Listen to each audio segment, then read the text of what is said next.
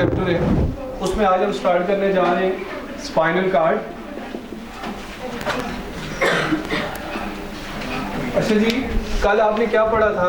Brain का कौन सा ऐसा पार्ट है जो नैरो डाउन होकर स्पाइनल कार्ड बनाता है? आपने पढ़ा था जी मेडुला नैरो डाउन होके इस तरह स्पाइनल कार्ड बना लेता है। जब ये वर्टिब्रल कॉलम के अंदर इंटर होता है तो इसको हम फिर क्या कहते हैं? स्पाइनल कार्ड कहते हैं। इनवर्टिब्रेट में हम स्पाइनल कार्ड वर्ड यूज नहीं करते, नर्व कार्ड का वर्ड यूज करते हैं, जबकि वर्टिब्रेट में क्या कहते हैं हम? Spinal cord. वजह क्या होती है स्पाइनल कार्ड की? कि इसमें स्पाइन्स होते हैं और स्पाइन्स के अंदर नर्व कार्ड होती है, इसलिए इसको हम क्या कहते हैं? स्पाइनल कार्ड कहते हैं। अच्छा जी, स्पाइनल कार्ड बुक में ऐसे लिखा हुआ है कि ये थ्रू आउट वर्टिब्रल कॉलम जाता है, लेकिन ये थ्रू आउट वर्टिब्रल कॉलम नहीं जाता, ये लंबर वर्टिब्री तक जाएगा। पेल्विक वर्टिब्री के अंदर स्पाइनल कार्ड नहीं होता, लेकिन स्पाइनल नर्व्स पेल्विक वर्टिब्री से भी निकलती हैं, क्योंकि अभी आप पैरासिम्पैथेटिक नर्वस सिस्टम में पढ़ेंगे कि स्पाइनल नर्व्स उसके बॉटम से, जो वर्टिब्रल कॉलम है उसके बॉटम से, मीन के पेल्विक वर्टिब्री से भी निकलती है। अब इसके बाद हम स्पाइनल कार्ड का ट्रांसवर्स सेक्शन देखते हैं। तो स्पाइनल कार्ड में जब इस तरह आपने इसका लॉन्गिट्यूडिनल सेक्शन देखा था तो इसमें एक न्यूरल कैनाल थी। इसको आप ज़हन में रखेंगे तो फिर आपको इसका ट्रांसवर्स सेक्शन अच्छी तरह से समझ आ जाएगा। जब हम ट्रांसवर्स सेक्शन आप स्पाइनल कार्ड देखते हैं तो इसके सेंटर में बिल्कुल वो जो कैनाल थी, इधर आपको यहाँ होल सा नजर आएगा। फिर यहाँ पे इस तरह बटरफ्लाई शेप ग्रे मैटर है और इसके साथ वाइट मैटर है। अब हम ये देखते हैं कि ये स्पाइनल कार्ड के अंदर ग्रे मैटर और वाइट मैटर, ग्रे कलर आपको क्यों नजर आ रहा है और इस रीजन का आपको वाइट कलर क्यों नजर आ रहा है? तो ये जो ग्रे मैटर है, यहाँ पे जो एसोसिएटिव न्यूरॉन है और मोटर न्यूरॉन, इनकी सेल बॉडीज पाई जाती है और इन पे माइलिन शीथ नहीं होती। सबसे अहम वजह ग्रे मैटर की क्या होती है कि इस पे माइलिन शीथ नहीं होती, तो न्यूरॉन की एक्सान, डेंड्राइट या सेल बॉडी जो भी यहाँ पे प्रेजेंट है उस पे माइलिन शीथ नहीं है, तो इसलिए यहाँ पे ग्रे अपीयरेंस है। और ये जो वाइट रीजन है, यहाँ पे न्यूरॉन की डेंड्राइट्स या एक्सान वगैरह है, लेकिन वो माइलिनेटेड है, इसलिए ये वाइट पोर्शन है। तो इसी तरह हमारे ब्रेन का भी ग्रे पोर्शन भी होता है और वाइट पोर्शन भी होता है। तो स्पाइनल कार्ड में कल हमने जैसे डिस्कस किया था कि इस तरह यहाँ से सेंसरी न्यूरॉन आएगा और यहाँ पे गैंग्लियन बनेगा इधर, और यहाँ से ये इंटर हो जाएगा। डॉर्सल साइड से सेंसरी न्यूरॉन इंटर होते हैं स्पाइनल कार्ड में और वेंट्रल साइड से मोटर न्यूरॉन निकलते हैं।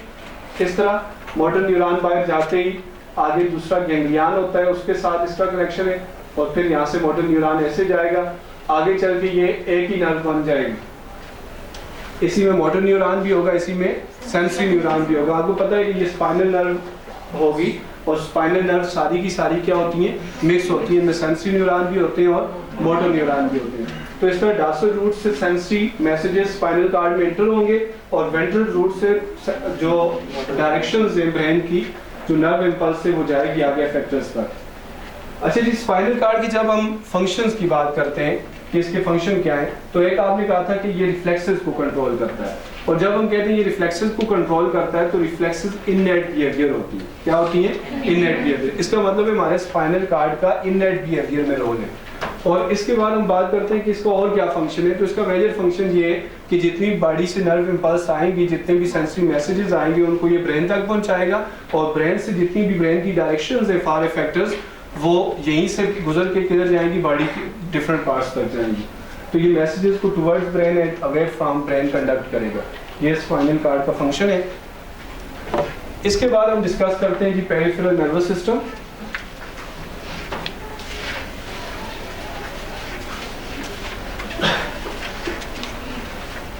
और जब हम पेरिफेरल नर्वस सिस्टम की बात करते हैं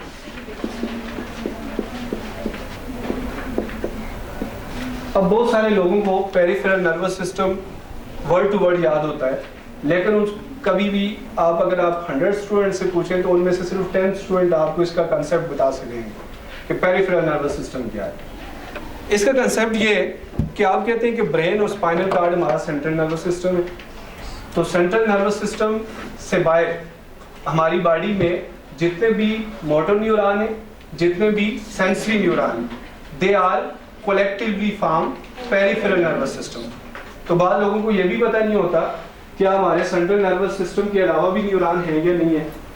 तो लिहाजा आप ऐसे तो कंसेप्ट नहीं है आपका ऐसा, समझते हैं ना कि हमारे पूरी बॉडी में न्यूरॉन होते हैं, सेंसरी न्यूरॉन भी है, मोटर न्यूरॉन भी है, लेकिन एसोसिएटिव न्यूरॉन सिर्फ सेंट्रल नर्वस सिस्टम में है। तो इसका मतलब ये हुआ कि पेरिफेरल नर्वस सिस्टम में न्यूरॉन की कौन सी टाइप्स होती हैं? सिर्फ सेंसरी और मोटर। और ये लास्ट टाइम के टेस्ट में क्वेश्चन आ चुका है कि हमारे जो पेरिफेरल नर्वस सिस्टम है, इस उन्होंने ये पूछा था कि मिक्स नर्व जो होती हैं उनमें कौन से न्यूरॉन होते हैं। तो मिक्स नर्व जाहिर है, स्पाइनल नर्व सारी मिक्स नर्व्स हैं, तो इनमें कौन से न्यूरॉन होंगे? सेंसरी और मोटर न्यूरॉन होंगे। अच्छा, सारी बॉडी के एक्सेप्ट जो हमारा ब्रेन है और स्पाइनल कार्ड, पूरी बॉडी में जितने भी सेंसरी और मोटर न्यूरॉन है, they collectively form peripheral nervous system. तो ये न्यूरॉन किस तरह एग्जिस्ट करते हैं कि इस तरह अगर आप देखें, इन न्यूरॉन की डेंड्राइट्स आपस में मिल जाती हैं, इनकी सेल बॉडीज आपस में मिल जाती हैं और इनकी एक्सॉन्स आपस में मिल जाती हैं। ये डेंड्राइट्स हैं। तो अगर मोर देन टू न्यूरॉन की एक्सॉन्स या डेंड्राइट्स आपस में मिल जाएं और उनके ऊपर कनेक्टिव टिश्यू की एक लेयर बन जाए, तो ये क्या कहलाएगा? इसको हम नर्व कहेंगे। इसी तरह 2 या more than 2 cell bodies of neuron मिल जाएं, क्या बन जाएगा? गैंग्लियन बन जाएगा। तो पेरिफेरल नर्वस सिस्टम में बहुत सारी नर्व्स और गैंग्लियन होते हैं। तो अभी हम देखेंगे कहाँ पे गैंग्लियन होते हैं, किस तरह की नर्व्स होती हैं। अच्छा जी, अब हम नर्व्स की टाइप्स देखते हैं कि नर्व्स की कितनी टाइप्स होती हैं। तो on the basis of direction of nerve impulse they conduct, हम नर्व इम्पल्स की 3 टाइप्स बना सकते हैं। एक नर्व्स की 3 टाइप्स, सेंसरी नर्व्स, और इसी तरह मोटर नर्व्स है, और फिर मिक्स नर्व है। अब ये किस बेस पे हम डायरेक्शन इसकी बना रहे हैं टाइप्स नर्व्स की? Direction of nerve impulse they conduct. तो सेंसरी नर्व्स किधर मैसेज को कंडक्ट करेंगी? नर्व इम्पल्स को टुवर्ड्स सेंट्रल नर्वस सिस्टम, और ये किसकी बनी होंगी? सेंसरी न्यूरॉन की। मोटर नर्व्स क्या करेंगी? नर्व इम्पल्स को कंडक्ट करेंगी away from central nervous system, और ये किसकी बनी होंगी? मोटर न्यूरॉन की। और जो मिक्स नर्व्स है वो किसकी बनी होगी जी? मिक्स नर्व्स में मोटर न्यूरॉन भी होंगे और सेंसरी भी होंगे। तो मिक्स नर्व्स नर्व इम्पल्स को किधर कंडक्ट कर सकती है? Towards central nervous system as well as away from central nervous system. अब इसी तरह हम नर्व्स की और टाइप्स भी बना सकते हैं on the basis of origin and insertion, कि एक नर्व कहाँ से ओरिजिनेट हो रही है या कहाँ पे इंसर्ट हो रही है। इस बेस पे अगर हम नर्व्स की टाइप्स बनाएं तो ये ब्रेन है और इसी तरह ये स्पाइनल कार्ड है। अगर कोई नर्व ब्रेन से निकल रही है या ब्रेन में इंटर हो रही है और वो स्पाइनल कार्ड में इंटर नहीं हो रही बिल्कुल भी, किसी तरह भी उसका स्पाइनल कार्ड से ताल्लुक नहीं है, तो इसको हम क्या कहेंगे? Cranial nerve. इसी का दूसरा नाम क्या है? Cerebral nerve. और वो नर्व जो स्पाइनल कार्ड से निकल रही हैं या स्पाइनल कार्ड में इंटर हो रही हैं, तो इनको हम क्या कहेंगे? स्पाइनल नर्व कहेंगे। अच्छा, ये जो क्रेनियल नर्व्स हैं, अब हम इनकी डिटेल देखते हैं कि क्रेनियल नर्व्स, अब क्रेनियल नर्व्स में से कुछ नर्व सेंसरी होती हैं, कुछ मोटर होती हैं और कुछ मिक्स होती हैं। तीनों टाइप्स की नर्व्स एग्जिस्ट करती हैं क्रेनियल नर्व्स में। क्रेनियल नर्व्स के कितने पेयर्स होते हैं? ह्यूमन में 12 पेयर्स होते हैं। और लास्ट टाइम भी हमने डिस्कस किया था कि क्वेश्चन नंबर ऑफ पेयर्स भी पूछे जा सकते हैं क्वेश्चन में, और नंबर ऑफ क्रेनियल नर्व भी पूछा जा सकता है। तो अगर हम इसके नंबर की बात करें तो 24 नर्व्स होती है, और बात करें तो 12 पेयर्स। इसी तरह इनको क्रेनियल नर्व्स भी कहते हैं, क्रेनियल नर्व्स भी कहते हैं, और इसमें मिक्स भी होती है, इसमें मोटर भी होती है।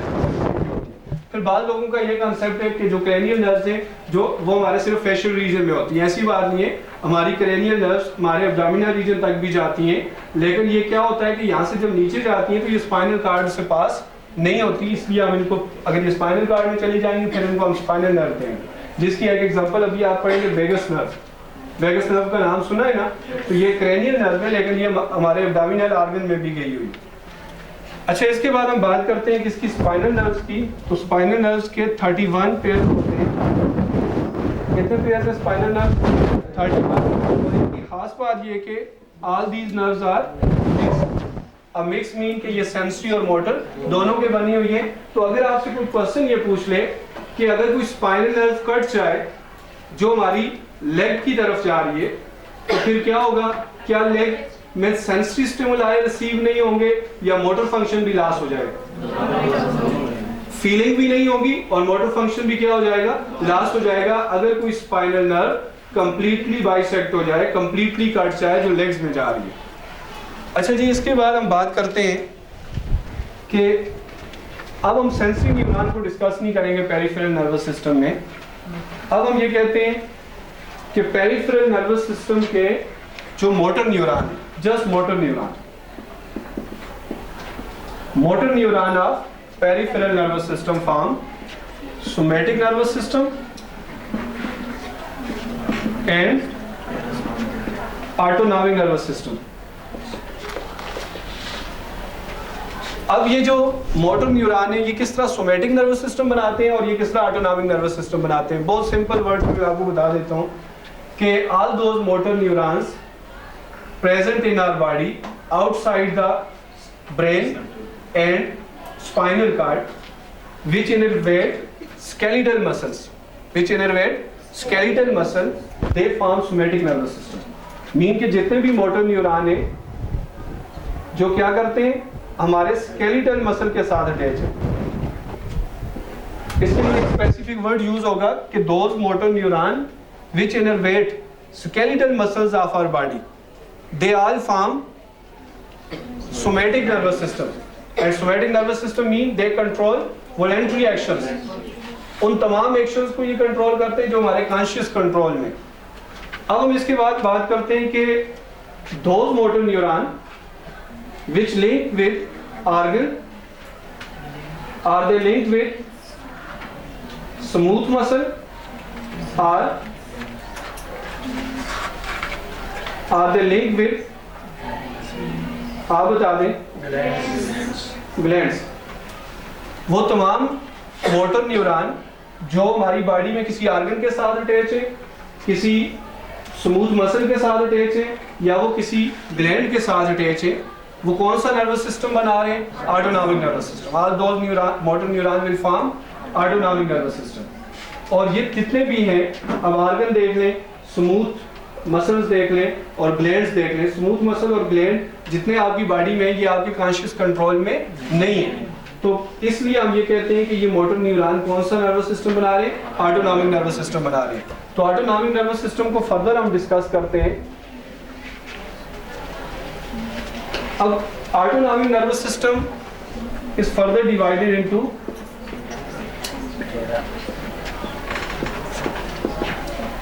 sympathetic nervous system and parasympathetic nervous system। अब ऑटोनॉमिक नर्वस सिस्टम चाहे वो सिंपैथेटिक नर्वस सिस्टम हो या पैरासिम्पैथेटिक नर्वस सिस्टम हो, इसमें एक खास बात है, वो ये कि सपोज ऑटोनॉमिक नर्वस सिस्टम का एक मोटर न्यूरॉन स्पाइनल कॉर्ड से निकलेगा ऐसे, तो ये स्पाइनल कॉर्ड से निकलने के बाद आगे दूसरा मोटर न्यूरॉन होगा और ये दूसरा मोटर न्यूरॉन फिर ऑर्गन तक लेके जाएगा नर्व को। इसी तरह अगर इधर स्टोमिक है तो यहाँ पे दूसरा मोटर न्यूरॉन होगा, ये मैसेज को स्टोमिक तक लेके जाएगा। जो अहम चीज आपने समझनी है कि ये गैंग्लियन है और ये मोटर न्यूरॉन है, ये भी मोटर न्यूरॉन है, ये भी मोटर न्यूरॉन है। ये मैं आपको बेसिक फ्रेमवर्क बता रहा हूँ ऑटोनॉमिक नर्वस सिस्टम का कि ऑटोनॉमिक नर्वस सिस्टम में ये स्पाइनल कॉर्ड से एक मैसेज जाना है हार्ट तक या इससे मैसेज जाना है किस तक? स्टोमिक तक। तो कैसे जाएगा? एक मोटर न्यूरॉन पहले होगा और ये इसके बाद क्या होगा? आगे गैंग्लियन होगा, इसको हम गैंग्लियन कहेंगे। फिर दूसरा मोटर न्यूरॉन हार्ट तक मैसेज ले जाएगा, इसको हम सेकंड मोटर न्यूरॉन कहेंगे, इसको भी हम सेकंड मोटर न्यूरॉन कहेंगे, इसको फर्स्ट कहेंगे। तो nerve impulse autonomic nervous system में जो नर्व इम्पल्स है किसी भी स्ट्रक्चर तक जाने के लिए दो मोटर न्यूरॉन से गुजरती है, pre ganglionic motor neuron and post ganglionic motor neuron. ये नाम तो आपके सिलेबस में नहीं है लेकिन वहां पे लिखा हुआ है कि दो मोटर न्यूरॉन और एक गैंग्लियन इन्वॉल्व होता है नर्व को लेके जाने के लिए। कहां से? सेंट्रल नर्वस सिस्टम से किसी भी ऑर्गन तक, किसी भी स्ट्रक्चर तक।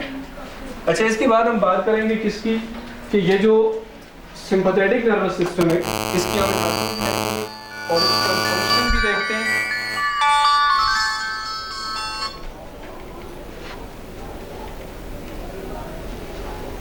अच्छा जी, सिंपैथेटिक नर्वस सिस्टम, सबसे पहले इसकी एनाटॉमी देखते हैं कि सिंपैथेटिक नर्वस सिस्टम की मोटर न्यूरॉन या इसकी जो नर्व्स है कहाँ से निकलती हैं। तो ये स्पाइनल कार्ड है, इसकी जो नर्व्स है middle portion of spinal cord से निकलती हैं। इसको फर्स्ट मोटर न्यूरॉन आप कह रहे हैं।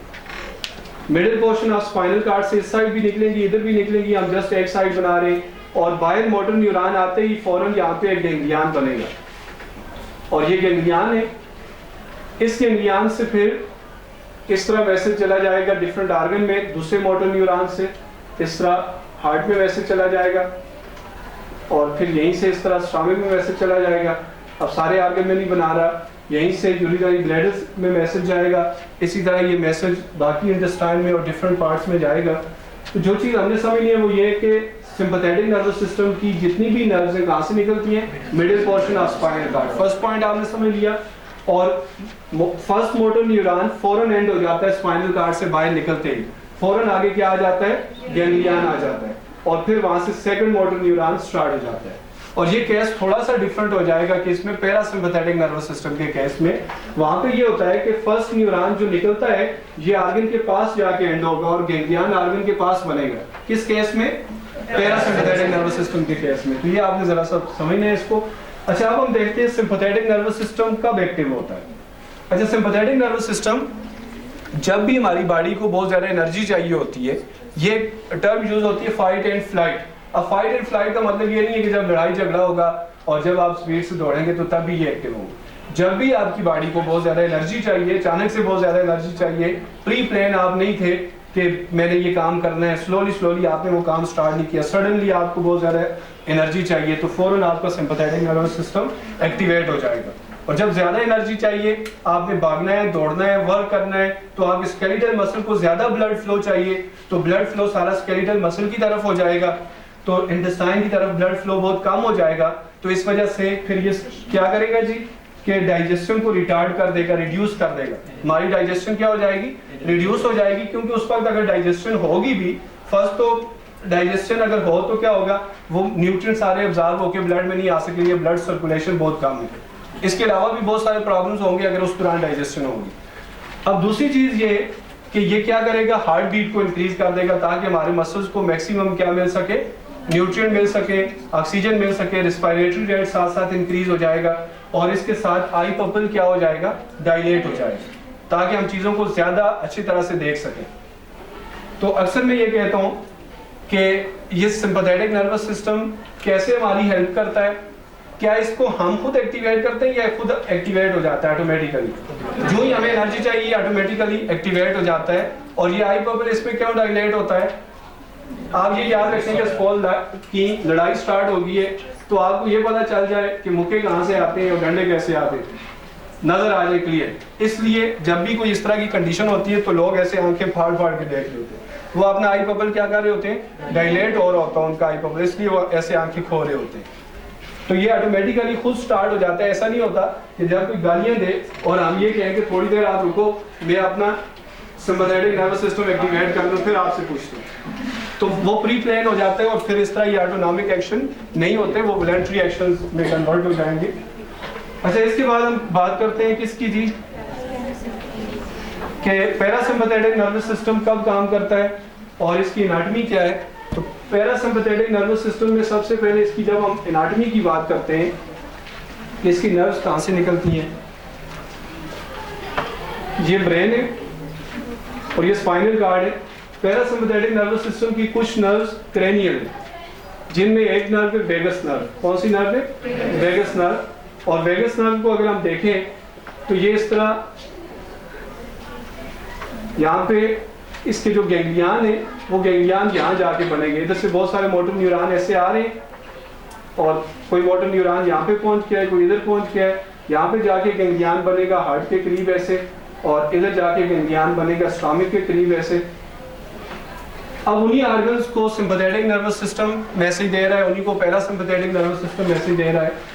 तो कुछ क्रेनियल नर्व्स इसमें इन्वॉल्व है और कुछ कौन सी नर्व्स हैं, bottom portion of spinal cord से जो नर्व निकल रही है, इसका सपोज ये यूरिनरी ब्लैडर है, इसको ये यहाँ पे मोटर न्यूरॉन गया है, यहाँ से आगे गैंग्लियन है और सेकंड मोटर न्यूरॉन है, ऑर्गन के पास जाके गैंग्लियन बने। अब ये पैरासिम्पैथेटिक नर्वस सिस्टम की आपने एनाटॉमी देखी कि कुछ क्रेनियल नर्व इसमें इन्वॉल्व है, जिनमें एक वेगस नर्व है और बाकी नर्व जो स्पाइनल कार्ड के बॉटम पोर्शन से निकलती है ये इसमें इन्वॉल्व है। और ये नर्वस सिस्टम तब एक्टिवेट होता है जब हम रेस्ट कर रहे होते हैं, और रेस्ट के दौरान इसका काम ये होता है कि डाइजेशन को इन्हांस करना, इंक्रीज कराना, आई बबल को क्या कराना, कंस्ट्रक्ट कराना, हार्ट बीट को स्लो करा देना। तो इससे क्या होता है कि इस दौरान क्योंकि हमारे मसल्स को इतनी ज़्यादा एनर्जी नहीं चाहिए, हमारी बॉडी को बाकी इतनी एनर्जी नहीं चाहिए, तो फिर इस दौरान जब हम रेस्ट करेंगे तो क्या कराएगा, ये एक बहुत ही अहम कराएगा मेंटेनेंस। जो बहुत ही अहम काम इसका क्या है कि बॉडी में मेंटेनेंस हो रही होती है। इसलिए कहते हैं कि प्रॉपर स्लीपिंग जो है वो गुड हेल्थ की अलामत है। क्यों है? क्योंकि जितनी देर आप रेस्ट कर रहे होते हैं तो बॉडी में क्या हो रही होती है, रिपेयरिंग हो रही होती है।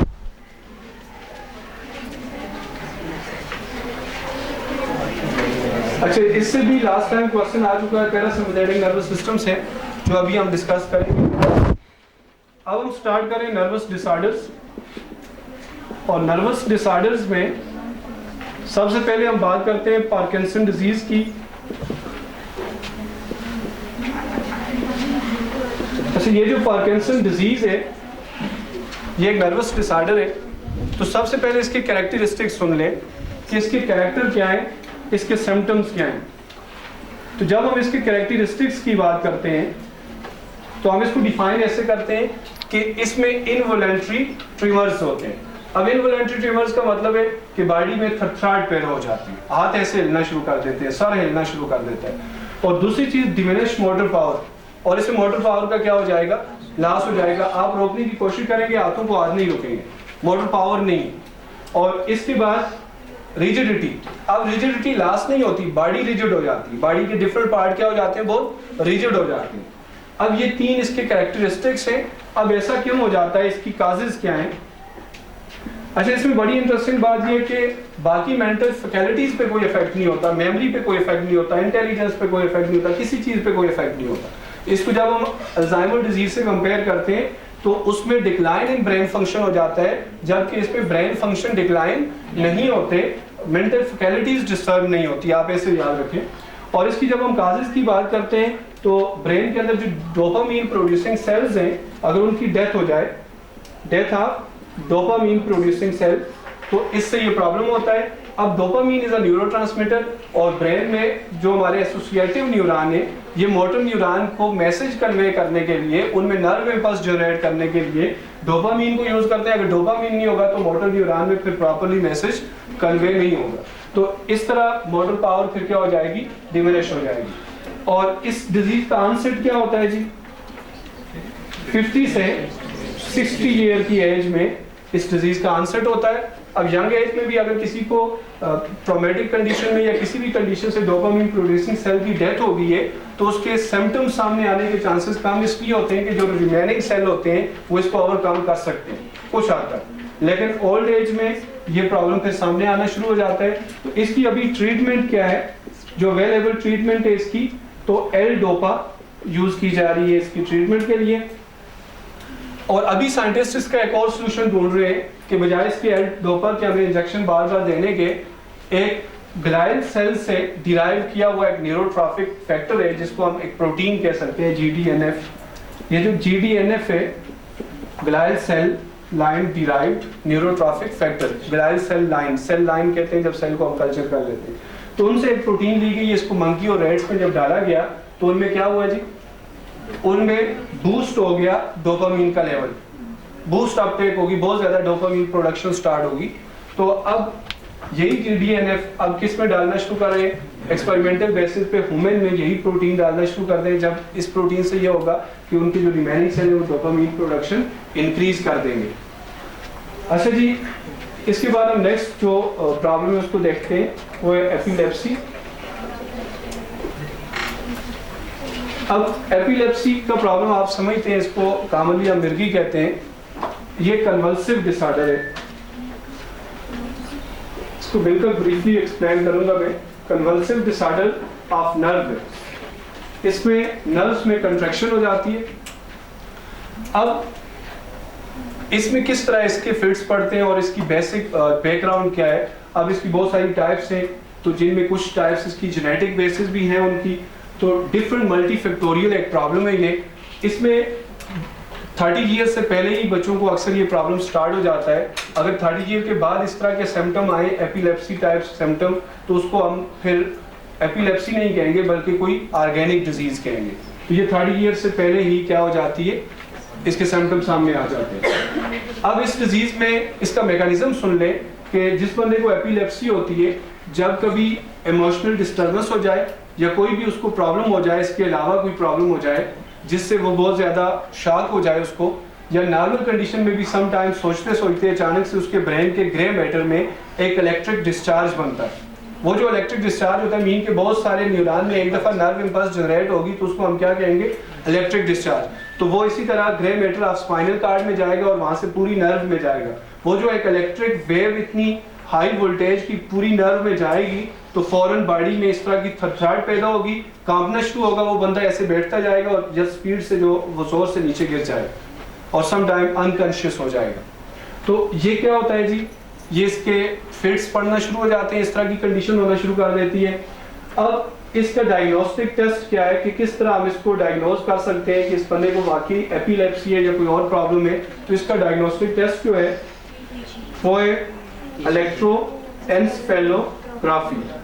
अब इलेक्ट्रोएन्सेफेलोग्राफी में भी इसी तरह बॉडी में इलेक्ट्रोड्स लगाए जाते हैं जिस तरह ईसीजी में लगाए जाते हैं। तो इससे वो जो इलेक्ट्रिक डिस्चार्ज बनता है उसकी वोल्टेज मेजर की जाती है कि किस तरह कितने कितने टाइम बाद ये बन रहा है, तो उससे पता चल जाता है ये एपिलेप्सी है या कोई और प्रॉब्लम है। क्योंकि बहुत सारे ऐसे प्रॉब्लम है जिनमें एपिलेप्सी टाइप सिम्टम्स सामने आ जाते हैं, जिस तरह लो लेवल ऑफ कैल्शियम भी है। अब ईईजी के इसके डायग्नोस्टिक करैक्टर के बाद इसकी अगर हम ट्रीटमेंट की बात करें तो इसकी कोई प्रॉपर ट्रीटमेंट नहीं है जिससे इसको ख़त्म किया जा सके। अलबत्ता इसको मैनेज करने के लिए क्या किया जाता है, एंटी कन्वल्सेंट ड्रग दी जाती है। जब एक बंदे को ये प्रॉब्लम हो गया तो उसकी नर्व्स को रिलैक्स करने के लिए एंटी कन्वल्सेंट ड्रग दी जाएगी। और इसके अलावा इसकी प्रिकॉशनरी मेजर्स ये है कि ऐसे लोगों को अल्कोहल से परहेज करना चाहिए, क्योंकि अल्कोहल इसके सिम्टम्स को क्या कर देती है, इसके फिर बहुत जल्दी पड़ना शुरू हो जाएंगे। अच्छा, इसके बाद अल्जाइमर डिजीज़ को जब हम देखते हैं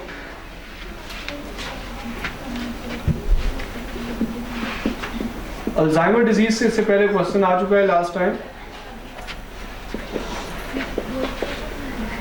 अच्छा, अल्जाइमर डिजीज में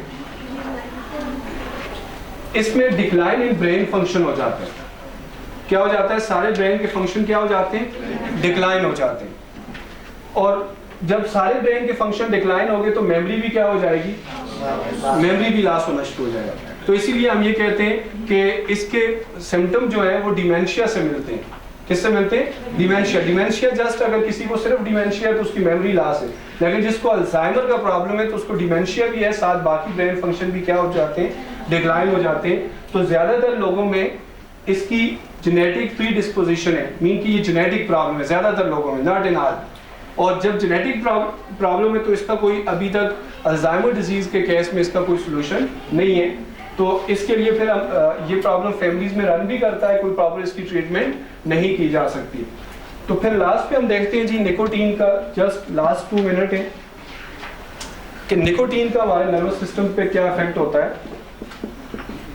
effect of nicotine on nervous system. तो नर्वस सिस्टम में साइनेप्सिस को आप जानते हैं, ये साइनेप्स है, ये प्री साइनेप्टिक न्यूरॉन है और ये पोस्ट साइनेप्टिक न्यूरॉन है। हम देखते हैं निकोटीन कैसे इफेक्ट करती है।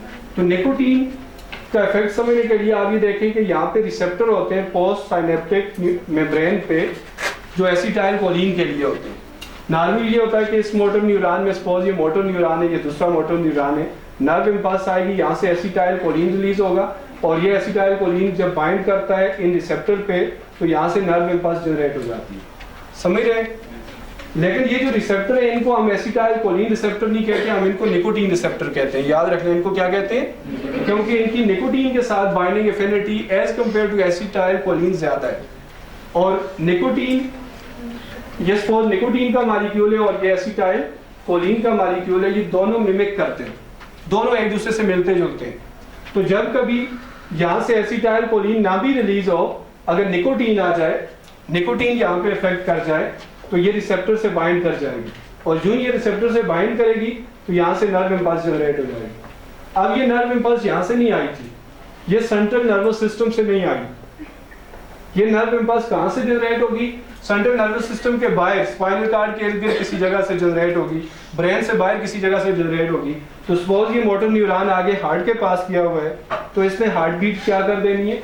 इंक्रीज करा देनी है। हालांकि ना तो ब्रेन ने ये मैसेज दिया, ना ये मैसेज किसने दिया? स्पाइनल कार्ड ने दिया। समझ गए ना? तो अब इस तरह निकोटीन हमारे सीएनएस और पीएनएस, सेंट्रल नर्वस सिस्टम और पेरिफेरल नर्वस सिस्टम में जितने भी साइनेप्स है उन पे अफेक्ट कर सकती है। तो निकोटीन का जब कोई बंदा अपनी बॉडी में, अपने ब्लड में एक खास लेवल मेंटेन करना शुरू कर देता है डेली स्मोकिंग से या किसी भी तरह से, तो फिर उसमें ये होता है कि अब ये निकोटीन, इसके अगर आप प्रॉब्लम्स देखें, दोनों चीज़ें मैं आपको बताता हूँ कि इसकी वजह से बॉडी में डिसऑर्डर्स क्या हो रहे हैं और इसकी वजह से एक बंदा अपने आप को हेल्दी कैसे फील करता है, अपने आप के लिए निकोटीन को अच्छा क्यों समझता है। अब जाहिर है कि निकोटीन के इफेक्ट की वजह से अगर ये हार्ट की तरफ ये मैसेज जा रहा है तो हार्ट बीट इंक्रीज होगी, तो ब्लड प्रेशर हाई हो जाएगा। थोड़ा बहुत जब ब्लड प्रेशर हाई होगा हार्ट बीट इंक्रीज होगी। तो इसी तरह इससे क्या होगा कि डायरिया स्टार्ट हो जाएगा अगर ये मोटर न्यूरॉन किसको मैसेज दे रहा है? डाइजेस्टिव सिस्टम को। तो क्योंकि डाइजेस्टिव सिस्टम की मोबिलिटी इंक्रीज होगी, जब वो बहुत मोबिलिटी इंक्रीज होगी, पेरिस्टालसिस इंक्रीज होगी, तो डायरिया स्टार्ट हो जाएगा। और अगर एंटी पेरिस्टालसिस इससे हो गई तो फिर क्या हो जाएगा? वॉमिटिंग स्टार्ट हो जाएगी। तो इसका एक और सीवियर इफेक्ट ये होता है कि सम टाइम इसकी वजह से किडनी में वाटर रिटेन करना शुरू कर देता है, और अगर किडनी में वाटर रिटेंशन स्टार्ट हो जाए तो उससे सीवियर इफेक्ट उसका ये हो जाता है कि वहाँ पे किडनी में फिल्ट्रेशन नहीं हो पाती प्रॉपर्ली। तो इससे फिर वेस्ट मटेरियल इन लोगों में एकम्युलेट करना शुरू कर देता है ब्लड में। तो ये इसके कॉन्सिक्वेंसेस है कि इससे जो हार्मफुल इसके एस्पेक्ट्स है निकोटीन के बॉडी में जाने से, कि डायरिया हो सकता है, वॉमिटिंग हो सकती है, इससे water retention relation in kidney हो सकता है, हाई ब्लड प्रेशर हो सकता है, ब्रेन हेमरेज हो सकता है, उससे बहुत सारे प्रॉब्लम। लेकिन दूसरी तरफ से निकोटीन लेने वाला बंदा बहुत अच्छा इसलिए फील करता है कि उसका ब्लड प्रेशर हाई हो जाएगा। जब थोड़ा सा ब्लड प्रेशर हाई होता है बंदे का तो वो समझता है उसकी बॉडी में बहुत एनर्जी आ गई, बहुत हीट आ गई है, बहुत मेटाबॉलिज्म उसका इंक्रीज हो गया है, और साथ साथ उसकी डाइजेशन इंक्रीज हो जाती है। निकोटीन लेने से क्या हो जाता है? डाइजेशन इंक्रीज हो जाती है। अब शुरू में ये उसकी डाइजेशन इंक्रीज करना या जितनी उसको एनर्जी चाहिए उस हिसाब से हार्ट बीट को इंक्रीज कराना, ये काम कौन करता था? Nervous system. अब यही काम किसने स्टार्ट कर दिए? निकोटीन ने। तो जब काफी अर्सा तक निकोटीन ये काम करना शुरू कर देती है तो ऑटोमेटिकली हमारा सेंट्रल नर्वस सिस्टम बहुत स्लो हो जाता है, वो एसिटाइलकोलिन इन साइनेप्सेस पे रिलीज करना छोड़ देता है, बहुत कम कर देता है। तो अब ऐसे लोग निकोटीन डिपेंडेंट हो जाते हैं। पहले nervous system, central nervous system ये काम करता था, यही काम किसने स्टार्ट कर दिया? किसने स्टार्ट कर दिया? निकोटीन ने। तो ये निकोटीन डिपेंडेंट हो गए। जब निकोटीन लेंगे तो डाइजेशन भी होगी, निकोटीन लेंगे तो इमरजेंसी सिचुएशन में इनको एनर्जी भी मिलेगी। तो प्रॉपर वही काम सेंट्रल नर्वस सिस्टम का निकोटीन डिपेंडेंट हो गया है। तो इसीलिए फिर ये लोग निकोटीन छोड़ नहीं सकते, स्मोकिंग छोड़ नहीं सकते। तो इनकी स्मोकिंग एक ही तरह से छुड़ाई जा सकती है, निकोटीन इंटेक एक ही तरह से छुड़ाई जा सकती है कि स्लोली आप उनका निकोटीन का लेवल कम करते जाएं। तो इसमें 1 साल 2 साल भी लग सकते हैं, जिसकी आजकल ट्रीटमेंट मौजूद है।